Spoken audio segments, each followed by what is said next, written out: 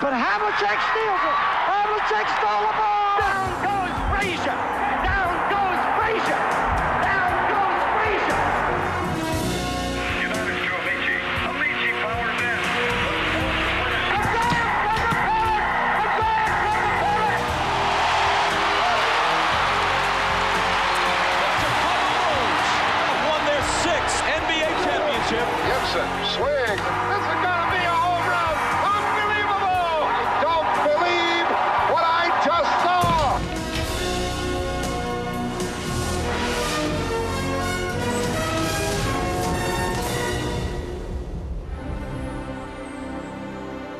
It feels like a New England fairy tale. Pudge, the hard-nosed homeboy, takes his team to the World Series. And in the early minutes of an October morning, homers to win Game 6. Carlton Fisk, the name rings of strength. 24 years he crouched behind a major league plate, eyes moving, gnarled fingers flashing signals, mind choreographing the next sequence of pitches. Teammates admired him, management respected him, and the fans of two cities loved him. He was so big, he was an uncomfortable sight to see, like a praying mantis folding up behind the plate. Carlton always had that little air about him like that, hey, I'm, you know, this is what it's all about. I'm the boss, I'm running the show here.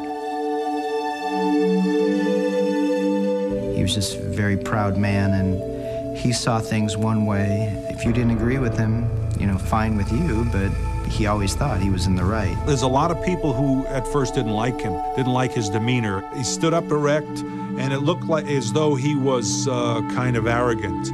And I could remember the visiting team in the dugouts yelling out at him. He didn't mean anything from it because, I mean, that's just the way he was. And he was a moody, irritable son of a, you know, he was real gritty. He had real contempt for young punks who were just looking out for themselves. Carlton Fisk is personified in my mind by an at-bat that Deion Sanders had.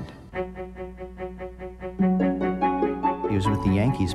Deion pops up and then kind of just stands there and then just starts jogging down the first base line. Fisk's, you know, kind of biting his lip, wants to say something to him. So Deion steps in a second time. He draws that little dollar sign in the dirt with his bat, and Fisk keeps his mask on. He's professional enough not to show him up by taking the mask off so the cameras can see what's going on, but basically lights into Deion right away. And I just told him that I thought that there was a right way and a wrong way to play the game, and he was playing it wrong because it offended guys like me. And if he didn't care to play it right, I just willing to go at it right here at home plate. He's back there yelling, run the ball out. Like, man, you don't know me.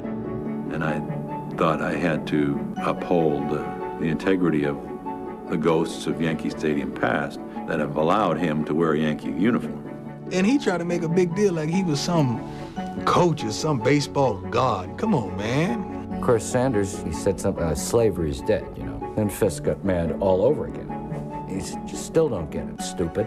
It's not about black and white, it's about pride.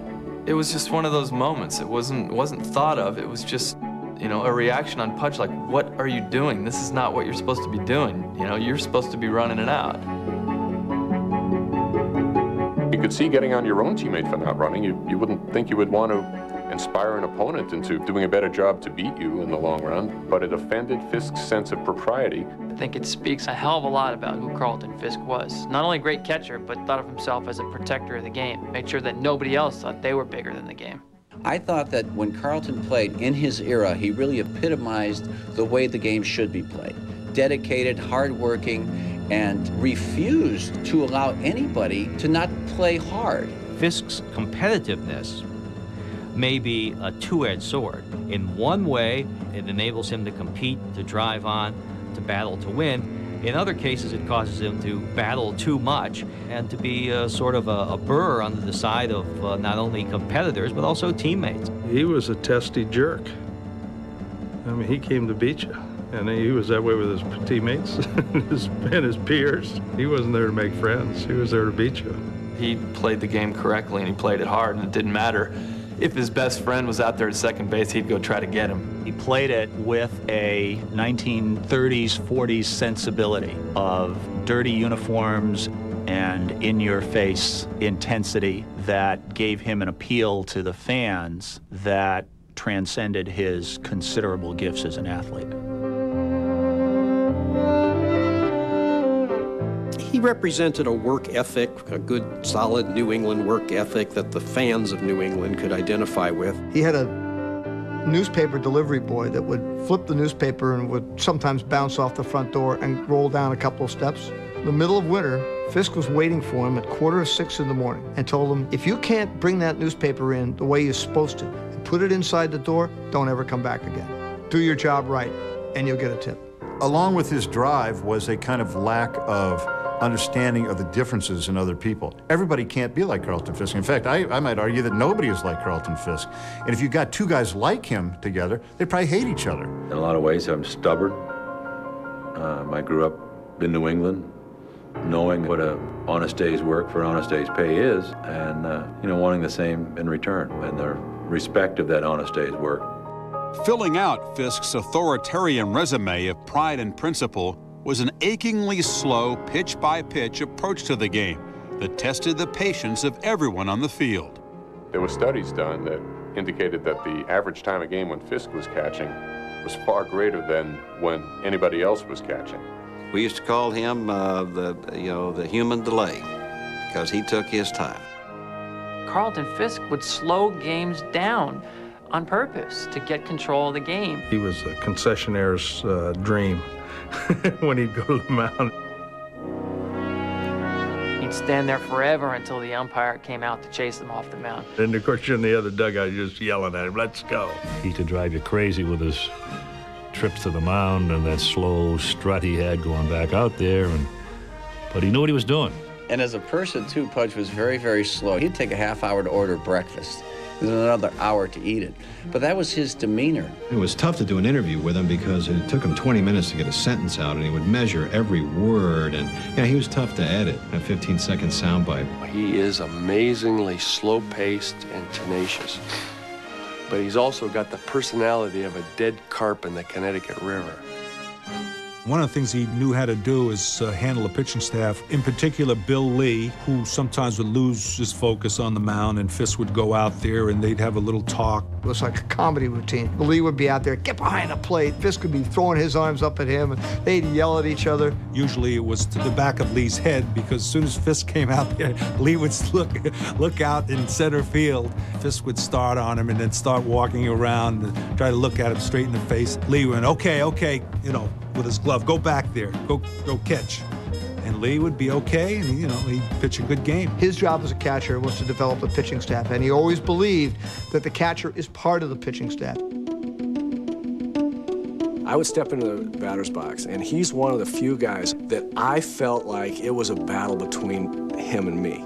And you don't get too many catchers like that. Carlton knew how he wanted to throw to every hitter on the opposing ball club, the everyday player and the role player coming off the bench. And it was pretty much formatted accordingly, and you didn't deviate from the theme too much. I remember him telling me about how he would pitch me from year to year, depending on how I made adjustments and how a certain pitcher either had success or didn't have success against me. More details than I would ever have imagined that a catcher would pay attention to. If he made a call and the guy hit out the ballpark or hit a double off the wall or whatever it might be, and really had worked that hitter with his pitcher to put him in a position to get that out, and it didn't happen. He took it real hard on himself. Pitchers wouldn't go against him. They put their stuff in his hands. He was the boss. Last year, when you bought a bag of Baby Ruth, you got a free game of bowling. Another bag? Another free game. Millions of free games were given away. And this year, we're doing it again. That's right. There are millions and millions more free games of bowling in the return of the Baby Ruth Free Bowling Giveaway.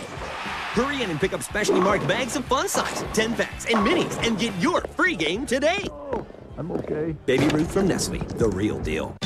Don't miss the Going Yard event going on right now at your John Deere dealer. Save $250 on attachments when you buy a John Deere. But this offer won't last long, so hurry into your John Deere dealer today and get going before this deal is gone. 1968.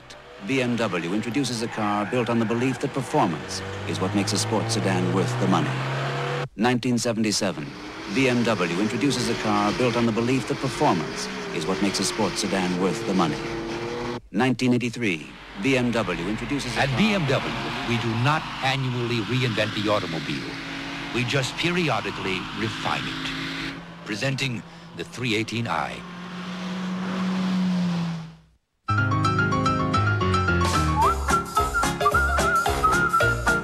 Wait, did you see that? Go back. Clearly, that woman is trying to get more fiber and calcium in her diet. Now, it's so much easier with new Metamucil capsules plus calcium. Metamucil fiber for regularity, plus as much calcium as an 8-ounce glass of milk for strong bones to help prevent osteoporosis. Metamucil capsules plus calcium. Stay regular, stay strong. Buy Bullet on DVD. Steve McQueen in the greatest car chase ever filmed. Bullet. Buy the 2-disc special edition now and look for the poker classic, The Cincinnati Kid. Hey, what do you got? Desk jobs in Miami. You know my grandma lives in Boca? Say hi to her for me. Okay. Take delivery of a Gateway PC with an Intel Pentium 4 processor, just $599.99. Act now and we'll throw in a 15-inch flat panel monitor absolutely free.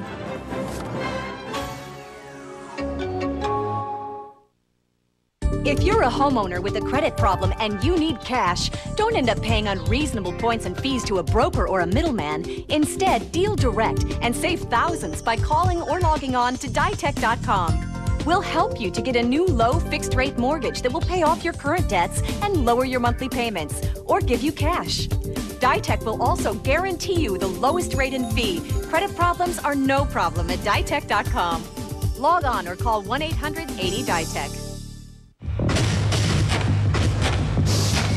The Suns fought off elimination and forced the series back to Phoenix, where the Spurs will try again to close it out.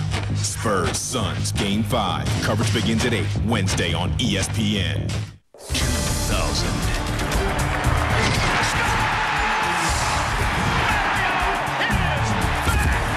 Classic.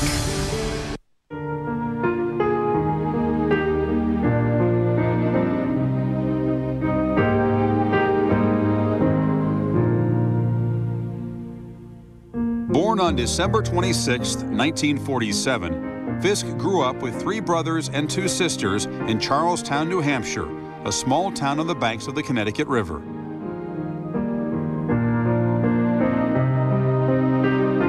Well, Fisk was the ultimate small-town New Englander. There were 4 generations of his family that lived within 1 block. Every member of the Fisk family was expected to do 2 to 4 hours of work for the family every day.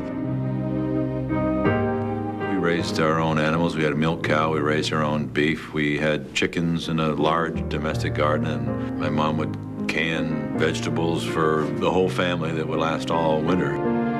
When he was small, and until 3-4 years, he was pretty pudgy, so we called him Pudge.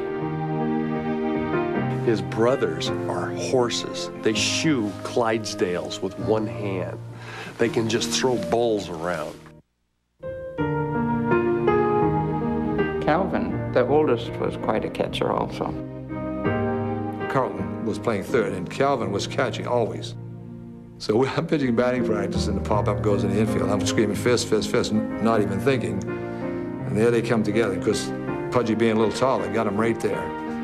Looking around for the teeth, and blood all over the place. So we're playing the next day. That's the first time Carlton went behind the plate. His high school team played a maximum of 12 high school games a year. His baseball season up there in frozen New Hampshire began probably around the middle of April and ended by Memorial Day. Although he excelled behind the plate at Charlestown High School, Fisk's competitive skills were manifest on the basketball court, a result of endless hours of practice in his grandfather's barn. He played against a 6'10" guy from Concord named Craig Corson, who later played in the ACC. Fisk had 41 points and 36 rebounds as a 6'1" leaper. When he got home, his father told him, well, you didn't make that foul shot. Yeah, if he didn't play up to par, why, his father would let him know. I was always criticizing, more or less, for him, and I always figured that whatever they're doing, they could do it a little better. If he accepted the word of his father, Carlton was less acquiescent among his peers. He punched the guy out one night. We were getting ready for a tournament, and it was a kid named Roger Conis. Called him by his middle name early. My dream was to be a 6'8" forward and play power forward for the Boston Celtics. Learned quickly enough that basketball was not going to be anything beyond college for sure.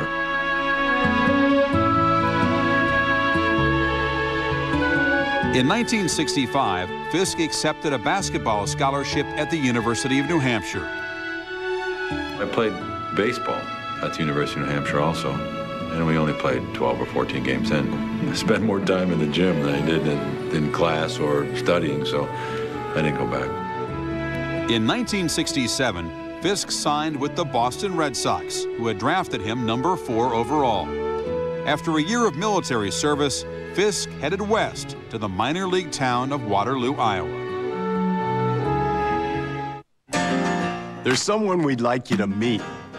When you get that notice from eHarmony.com, it means we found a special person who is compatible with you in all the most important areas of life. Every time I got a new match on eHarmony.com, I would get this jump in my heart and think, this could be it. This could be the guy. An eHarmony match is a truly exciting experience because when you discover chemistry with someone that can make a great life partner, it takes passion and romance to a whole new level. You know, my heart was racing and... Oh my gosh, I cannot believe this. It was very exciting. For the first time, I was experiencing real love.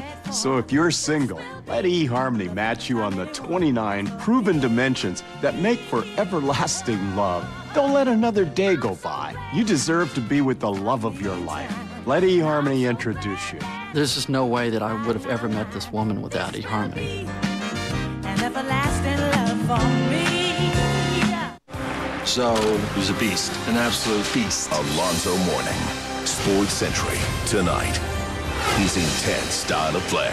He screamed at himself, he screamed at his other players. His life and death struggle. I said, what's the matter, doc? Tell me what's wrong. And he said, you have a kidney disease. There's no cure for it. And why the comeback. He's so desperate to win, and he's running out of time. Sports Century, Alonzo Mourning, 8 p.m. tonight on ESPN Classic.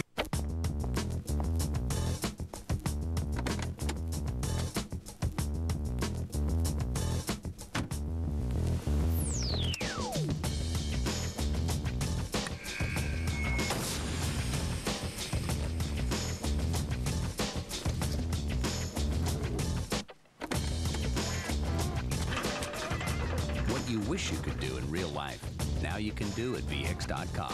Roadmap to the automotive world. Most of you know me as a DH, but I'm also a race car driver. I'm a decent golfer. I love hip hop. I like being in control. And my new recipe for mango salsa. So what about you? David Ortiz makes Comcast a part of his life, and so can you. Yes. Call today and get your first month free. Get connected today.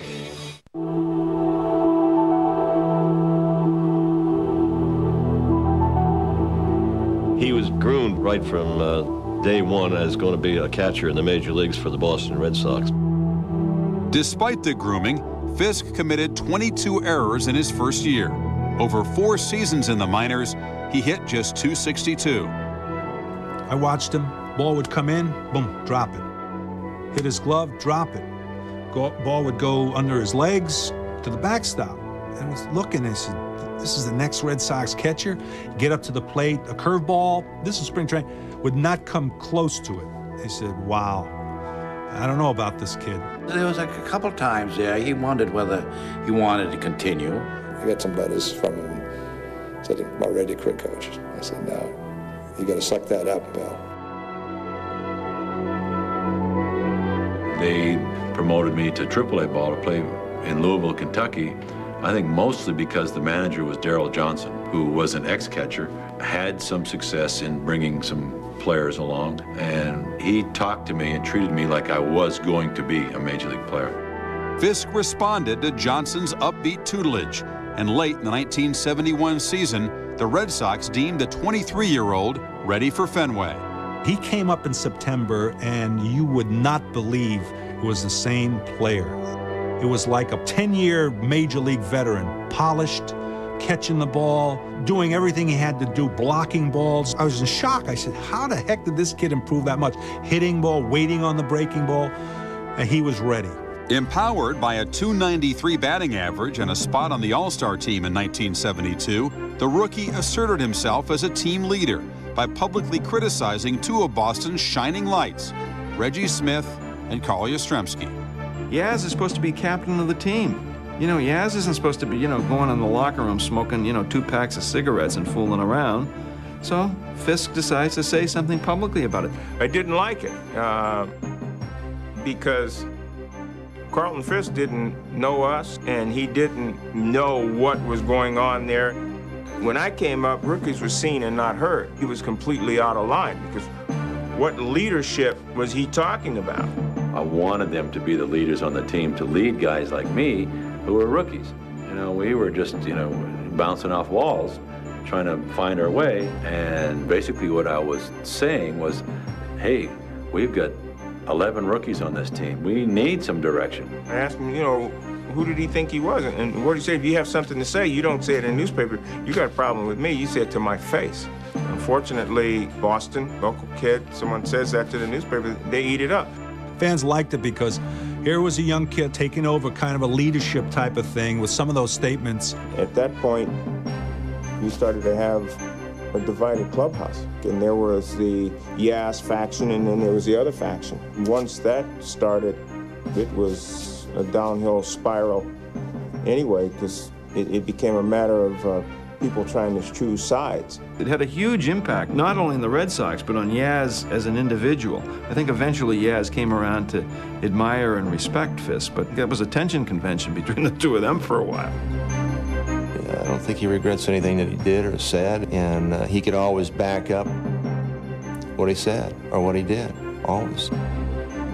Although his batting average slipped 47 points in 1973, Fisk maintained his power numbers, 26 homers and 71 RBIs. But in his third season as a regular, a collision at home nearly cost him his career. Line drive into left center field. Miller on the go. Here comes Lee. The runner was coming around third, and he was blocking the plate.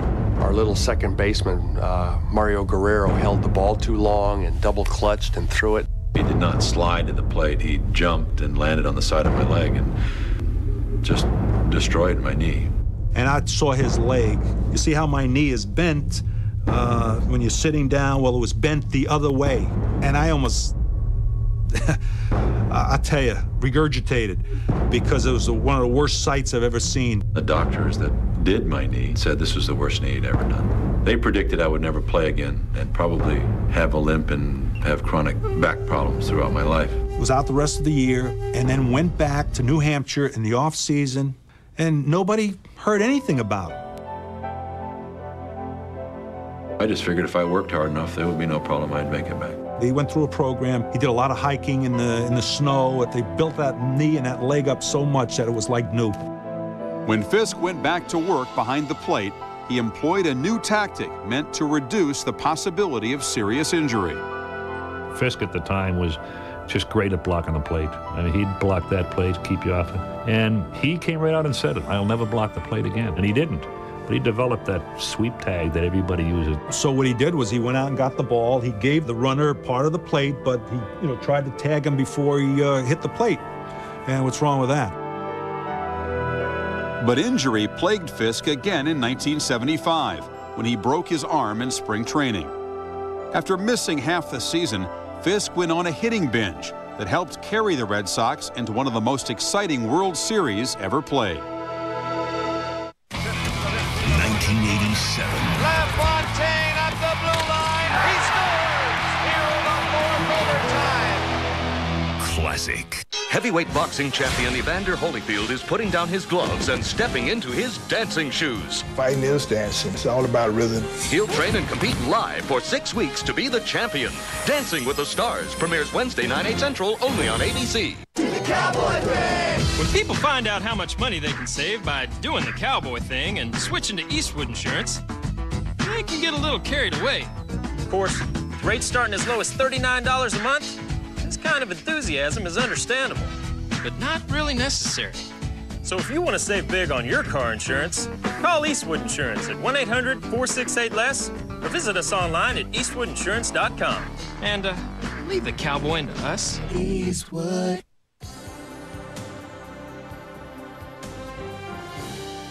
His new turbine engine is the class of the Indy 500 field, but the lead evaporates with 4 laps left. Parnelli Jones is almost at a halt, and he's barely coasting around. Parnelli Jones in some kind of problem. This could be an unbelievable tragedy and disappointment to the owners of this race car, and a fantastic 3-time win for A.J. Foyt. That was May 31st, 1967. A rainforest, the ultimate torture test for your deck. Thompson's Water Seal Advanced, the ultimate protection. It seals out 99% of the water right from the start. For a longer lasting deck, get the most powerful protection against water damage guaranteed. Thompson's Water Seal Advanced. You are so beautiful. Beautiful, huh? And now Power E-Trade Pro is just $6.99 to $9.99 per trade. So be in love. At E-Trade Financial, we keep challenging the ordinary to help investors be extraordinary. The North Carolina Tar Heels have won it all. Celebrate with Sports Illustrated's National Championship Package, featuring this UNC Championship hardcover commemorative book, free with your paid subscription. All the action and emotion of the full championship season is captured with SI's amazing photography and writing, found only in this must-have Tar Heels collectible. You'll also get this UNC National Championship mini basketball, a memorable way to honor the incredible North Carolina Tar Heels. Both Carolina collectibles are free when you subscribe to SI. Get 56 issues for only $1.59 an issue. Save over 60% off the cover price. Use your credit card, and this championship hat is also free. Featuring the team's logo in Carolina blue, it was designed for SI in celebration of the nation's #1 team. Order now to get this exclusive UNC Championship package from Sports Illustrated. You'll get the commemorative book, the collectible mini ball, and the championship hat, all free with your paid subscription. Call or go online now.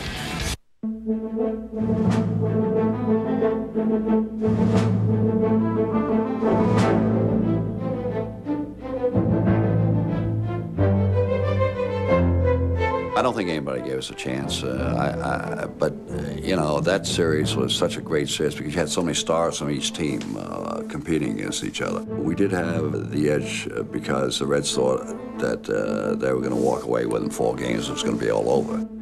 There was a possibility of a 5-game series, maybe. I mean, that was the confidence I think the Reds had in themselves. After each gained a victory at Fenway, Boston and Cincinnati were deadlocked at 5 in the 10th inning of Game 3 at Riverfront, when Fisk became entangled with Ed Armbruster.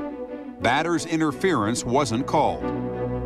Fisk got his glove on Armbruster's bat and caused a great dispute around home plate. To this day, I believe that Larry Barnett was right, that it wasn't interference, that Barnett made the right call.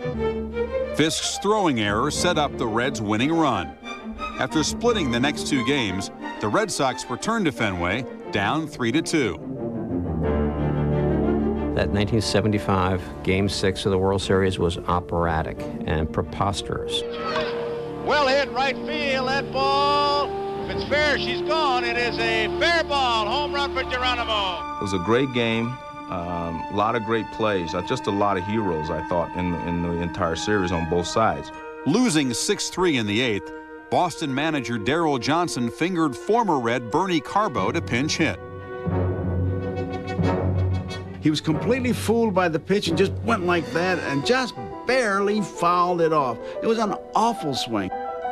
With 2 on, 2 out, and a 2-2 count, Carbo set himself. Deep center field, way back, we're tied up. We were just sitting around waiting to lose that game, and then we went from total to being like, okay, We're in this. Carbo's 3-run homer tied the game. Then, in the 9th, the Red Sox loaded the bases with nobody out. Red Lynn hit a ball down the left field corner. Denny Doyle was the third. Don Zimmer was the third base coach. And Zimmer said, no, no. Doyle thought he said, go, go. With the game still tied, Fisk hunkered behind the plate and awaited the leadoff man in the top of the 11th. It looked like we were going to win, and it looked like they were going to win, and then it's tied up, and so it's almost like nobody knew what to say. It's midnight, it's cold and damp, everybody's tired, and Pete comes up. He's not tired. I went up to home plate and I looked back at Carlton Fisk and I said, man, is this fun, Carlton, or what, playing this game? He's jabbering about, man, this is the greatest game I've ever played, and don't you think, hey, Fisky, what do you think? This is the greatest game, isn't it? This is what baseball's all about. Did it hit him? It hit him! It hit him! Hit by a pitch, Rose stood on first base. With Ken Griffey bunting, Fisk made the first of 2 clutch defensive plays that inning. Up next, Joe Morgan. There's a long shot to deep right. Back goes Evans. Back. And what a grab! Evans made a grab and saved a home run on that one. Throws the first for a double play. Leading off the bottom of the 12th, Fisk visited with the man scheduled to hit behind him. I'm on the end deck circle with Fred, and I said, Freddie, I can feel something good here. I'm going to hit a ball off the wall, drive me in. Game tied, 6-6. Darcy pitching. Fisk takes high and inside, ball 1. When Fisk came up, I threw one pitch, it was a ball, and I thought, okay, I'm really going to throw this one hard. The 1-0 delivery to Fisk. He swings, long drive, left field. I was on the bench, and when he hit it, I knew it was out of the ballpark. It was just a question of whether it was going to be foul or fair. If it stays fair, it's gone. I thought it was going to be foul. The wind was kind of blowing from left to right, and it kind of hung up there in the air. If you took a picture of the audience instead of Carlton Fisk, you'd see everybody's head pointing towards the left field screen in Fenway Park. From where we were, we couldn't see whether it was a fair or foul. And so you sort of look in the home plate to see what he was doing. As it's going out, everybody is holding their breath except Carlton Fisk, who knows that what you do under these circumstances is help it along a little bit. Give it some English, twist it around. And the ball listened to him, and it nestled up there against the foul pole for a home run. Home run!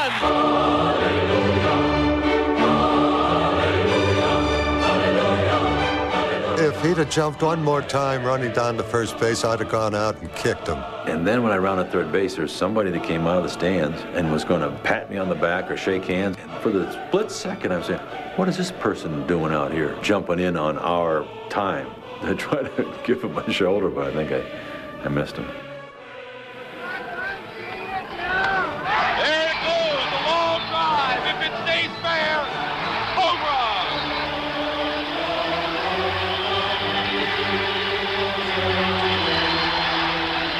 That home run went from Kennebunkport to Burlington, down to Hartford, to Newport, up through Cape Cod, rattled around Worcester County, came down the Mass Pike, and erupted in just one huge explosion. Nobody left. Everybody stayed at Fenway for like a half an hour, singing, hugging people they'd never met before. Nobody wanted to leave. Television did a great job of capturing Carlton Fisk's emotion and him throwing the ball back, trying to keep it fair. Harry Coyle, the great NBC TV director, had put a camera and a cameraman out there on the scoreboard and left. And the picture should have been taking the ball, coming toward it for the homer. At the time Fisk came to bat, one of the famous Fenway Park rats started crawling up towards the cameraman, and he's not going to budge an inch. He's not going to swing that camera around to left field to follow the ball, because then he's going to have a rat on his lap. So he keeps the camera trained on Fisk. And by pure chance, they got the picture of him waving the ball to stay fair. And that was one of the great video shots of all time. And he clocks it, you know. High fly ball on the left field line. 35,000 people on their feet, yelling at the ball, but that's not because Fisk, he's waving at the ball like a madman. He's going, get over, get over, get over. And then it hits the foul pole. Oh, he goes in. And 35,000 fans, you know, they charge the field. In the business, we call that the signature moment. Anyone who saw that game or anyone who ever saw film clips of that game will forever remember. You say the name Pudge Fisk, and you're going to think of a guy standing there going, trying to wave the ball to stay inside the foul pole. to see Carlton there jumping up and down and trying to help it to stay fair, I think it was a great moment in the game of baseball, without a doubt. Carlton Fisk home run will go down in history. Unfortunately, Cincinnati won the World Series. Looking for a close shave? Then you're looking for the new Quintipio Mega Shave. Now with 15 extra large blades. Everyone's talking more blades. We're talking less irritation. Norelco Cool Skin with built-in Nivea for Men lotion was designed to glide gently across your skin while moisturizing at the same time. For a shave as close as a blade with less irritation. Now you can get in great shape, build muscle, and you can do it fast. All you have to do is dial it up. Turn up the results with the Bowflex Select Tech free weight system. Now you can dial up the weight you want, anywhere from 5 to 52.5 pounds on one single dumbbell, giving you powerful biceps, a strong, sexy core, even chiseled legs and thighs in an easy 30-minute workout. Just turn up the results. Select Tech puts the ultimate workout in the palm of your hand. Want 15 pounds? Just turn the dial to 15 and start lifting. Ready for 40? All it takes is the turn of a dial. Bowflex Select Tech does the work of 30 dumbbells in one convenient set that fits anywhere in your home. Only Bowflex could make free weights this easy. One 30-minute workout 3 times a week is all it takes to build muscle and burn fat. Even when you don't have time to get to the gym, you have time for Bowflex Select Tech. Call now to order your Bowflex Select Tech free weight system for no money down and payments of just $9 a month. Select Tech delivers great results, and it comes with a 100% satisfaction guarantee. See results in 6 weeks or less, or get a full refund of the purchase price. Order now, and we'll include this free DVD, Secrets of the 4-Step Rep. We teach you the perfect free weight technique with quick, simple, and safe exercises. The Bowflex Select Tech system replaces $1,000 worth of regular dumbbells, giving you the flexibility of 30 separate free weights, all for no money down and payments of just $9 a month. It's time to turn up your results. Call and get your Bowflex Select Tech for just $9 a month.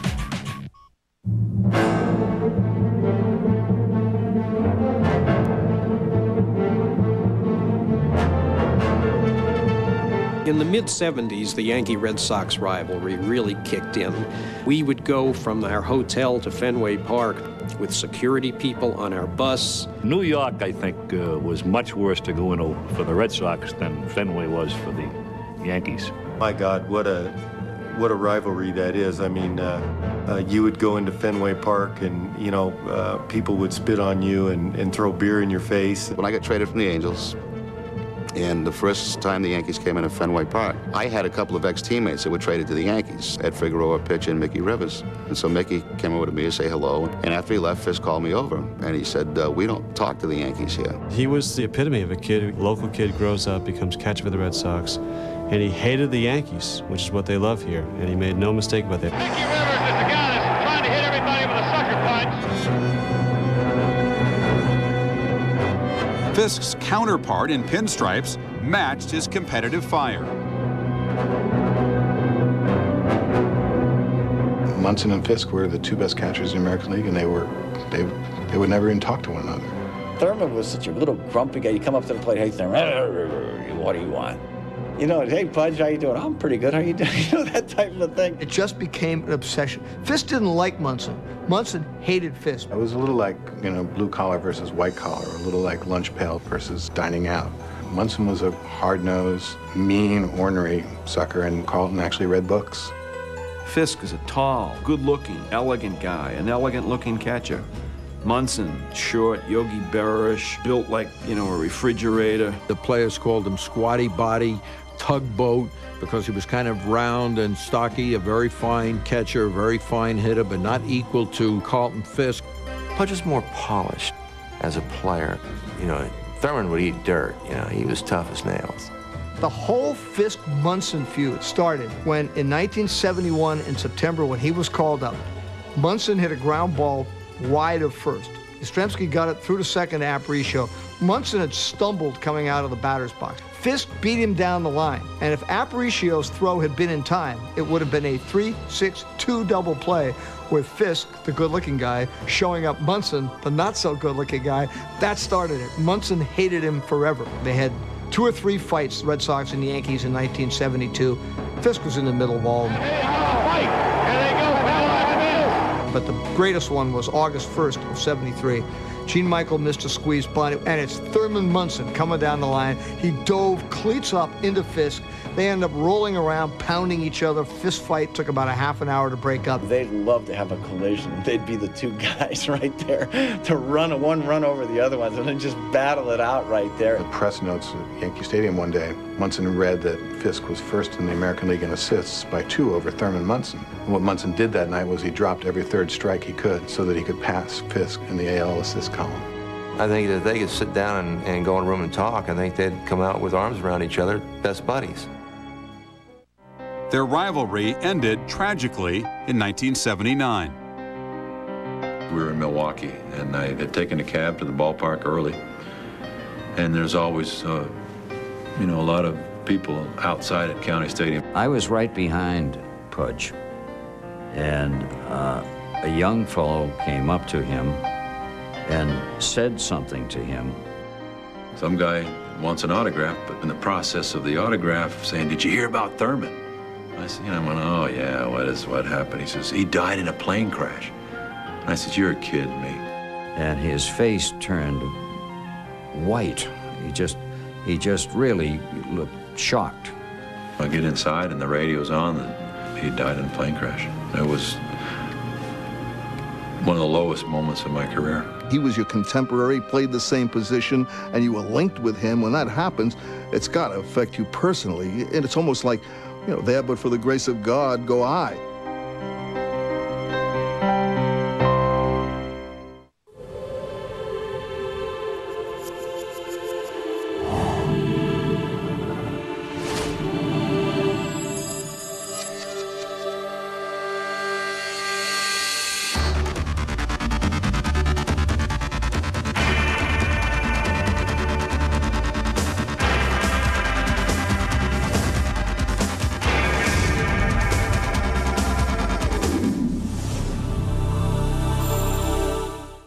Trade in your breakfast. Trade in your boring breakfast for a Dan and Frusion smoothie. I have a corn muffin. One dry corn muffin for the straight from the blended taste of a Dan and Frusion. Trade in your breakfast. A rock hard bagel? Of course I'll take it. Where you running off to, man? Real fruit and yogurt. Perfectly blended into the ultimate smoothie. That's Dan and Frusion. That's a smoothie. It's good, huh? Yeah. I'll take a dozen. Woo. Dan and Frusion, the real smoothie in a bottle. Trade in your breakfast for this Dan and Frusion smoothie. Can you see the difference between these homes? It's a difference of over $9,000 a year. That's the difference the home loan experts at Quicken Loans can make for you with the incredible new Smart Choice interest-only loan, the mortgage that could lower your payment as much as 45%. With Smart Choice, Quicken Loans has created a new kind of home loan that offers you month-by-month flexibility to lower your house payment up to 45%. How does a Smart Choice loan work? It's easy. Month after month, you can choose to lower your payment by paying only interest. Or you can add principal to your payment anytime you want. It's your choice. Let's say you have a $200,000 loan. With a traditional 30-year fixed loan at 6.5% interest, your payment would be $1,260 every single month. But with Smart Choice from Quicken Loans, your payment would be an amazingly low $730 a month. That's a difference of over $6,000 a year. Call 800-549-1622 now to see the difference Quicken Loans can make for you. Imagine what you could do if you could cut your house payment almost in half. You'd have extra money to meet unexpected expenses, remodel your home, or pay for college tuition. No matter what size your mortgage is, refinancing with a Smart Choice loan could put thousands of dollars back in your pocket. The difference could be over $4,000, $9,000, even $16,000 a year. If you're refinancing or you're buying a new home, call 800-549-1622 now or go to QuickenLoans.com to see how the exclusive Smart Choice loan can give you extra money by lowering your house payment up to 45%. If a lower mortgage payment looks good to you, call Quicken Loans today to see the difference Smart Choice could make in your payment.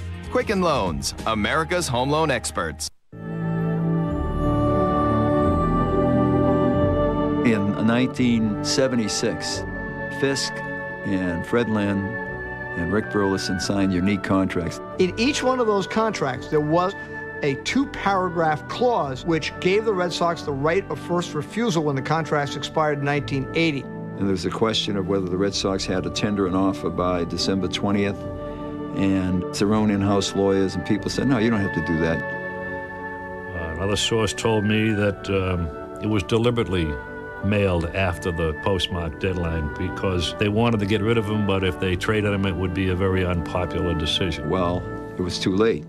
They had to do it one day late, and the arbitrator eventually found that it was a violation of the collective bargaining agreement, and he made Fisk a total free agent.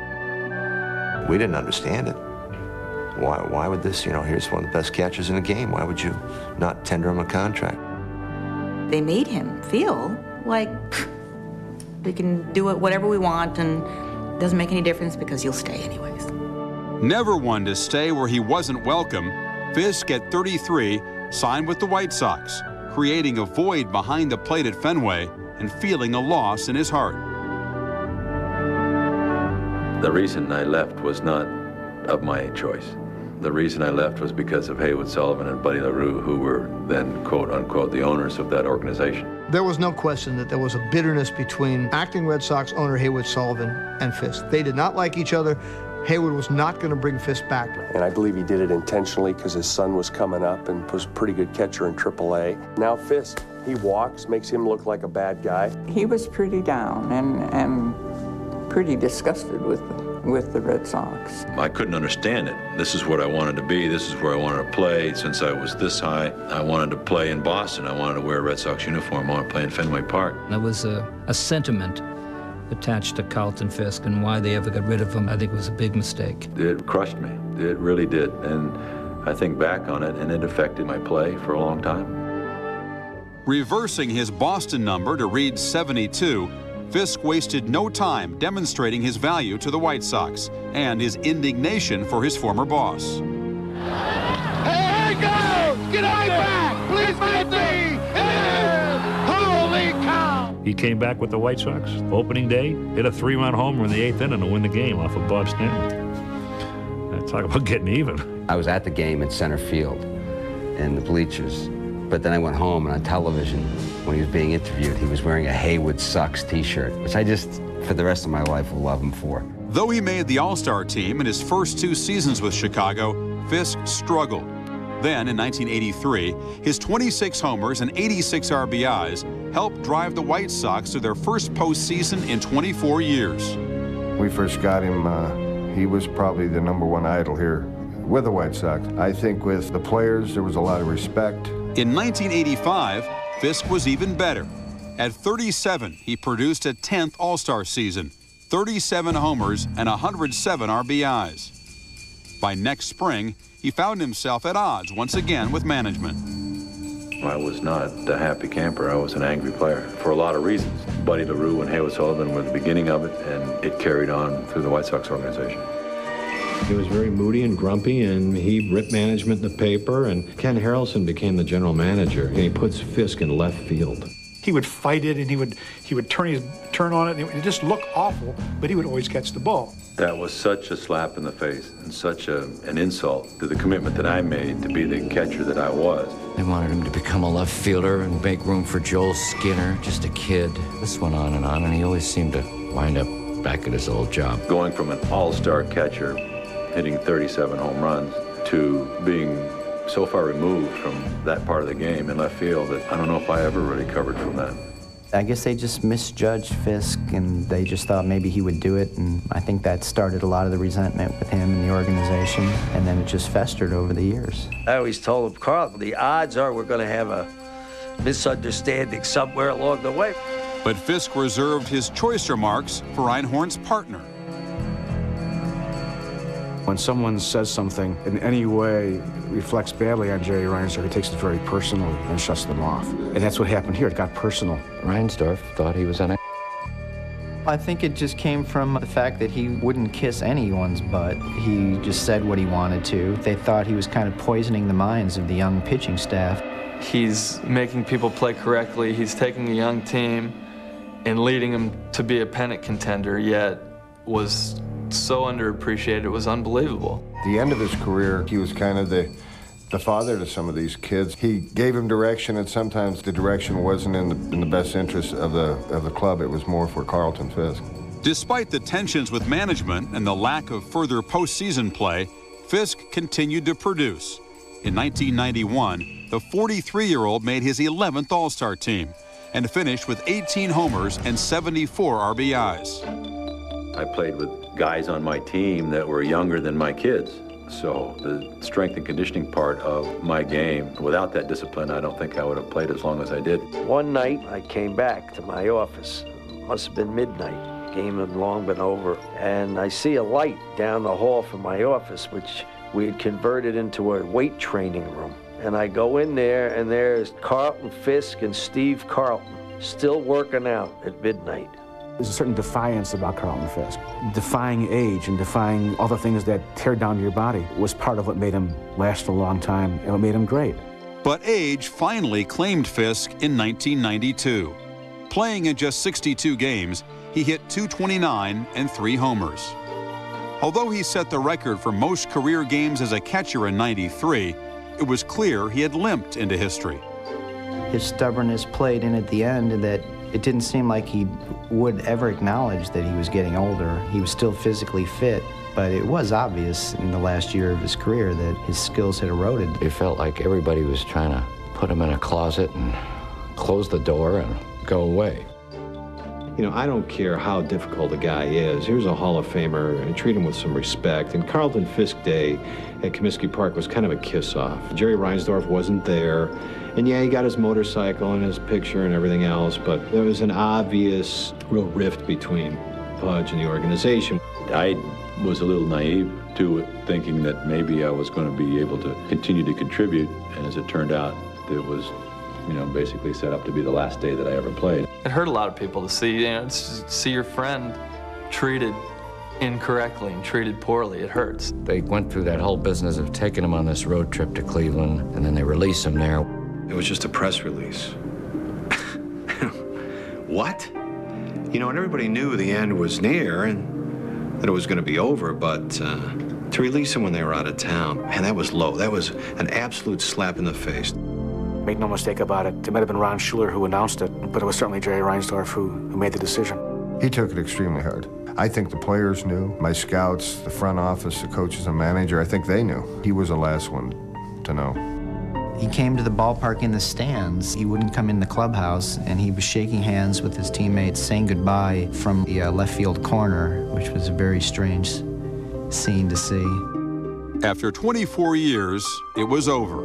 In October, Fisk showed up unannounced to Comiskey Park. For the first game of the playoffs against Toronto, just happened to be hanging around there, and here comes Fisk. You know, he'd gotten into the building. He wanted to say hello to the guys. He tried to come down just to wish us well in '93 playoffs after being released, and they would not let him in the clubhouse. The Sox have maintained that it was Major League Baseball security that kept him out of the locker room. But either way, you have to accommodate something like that. In the end, maybe he loved the game and more than the game loved him. Buy Bullet on DVD. Steve McQueen in the greatest car chase ever filmed. Bullet. Buy the 2-disc special edition now and look for the poker classic, The Cincinnati Kid. Last year, when you bought a bag of Baby Ruth, you got a free game of bowling. Another bag? Another free game. Millions of free games were given away. And this year, We're doing it again. That's right. There are millions and millions more free games of bowling in the return of the Baby Ruth Free Bowling Giveaway.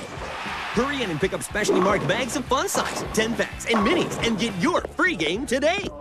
I'm okay. Baby Ruth from Nestle, the real deal. Don't miss the Going Yard event going on right now at your John Deere dealer. Save $250 on attachments when you buy a John Deere.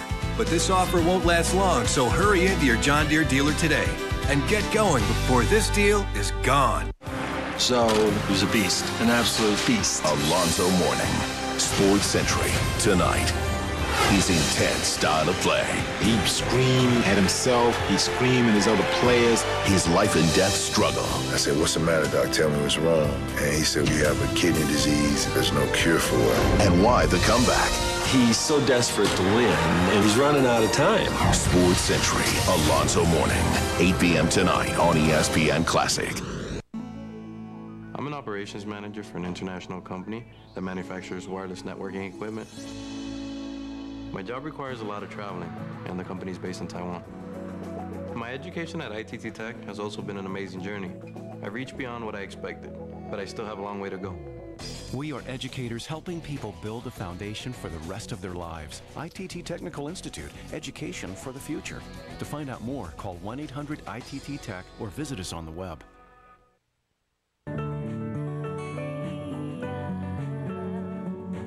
When you think about the most important moments in your life, what were you wearing? Every man should own at least one suit. We invite you to buy yours from us. 100% wool suits, starting at $200. You're gonna like the way you look. I guarantee it. Men's Warehouse. To contact the store nearest you, call 1-800-776-SUIT.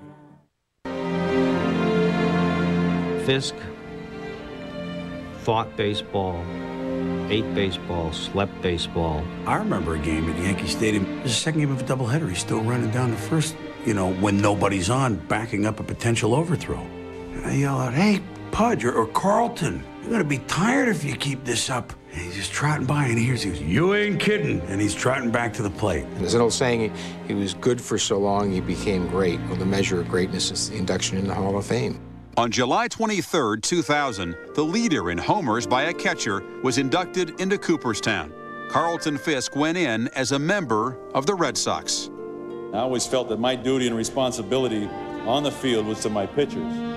I know offense is an important part of the game, but I would do whatever it took to instill the confidence in my pitching staff and ensure the feeling that somehow we, not you, not me, but we, could get through any situation. I grew up in New England. My dream was to play for the Red Sox, and I did.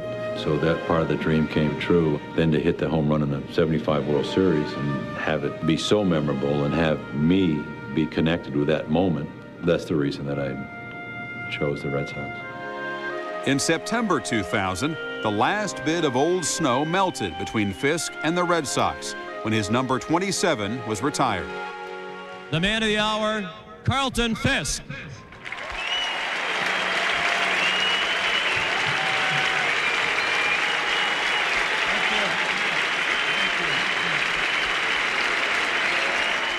Carlton Fisk epitomized what New England is all about. The harsh winters, the run of the sap from the maple trees, slow and predictable every year. I mean, he's backwoods American values.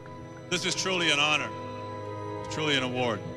To be part of this organization, to be back home, is especially thrilling, especially satisfying. I thank you for allowing me to come back home.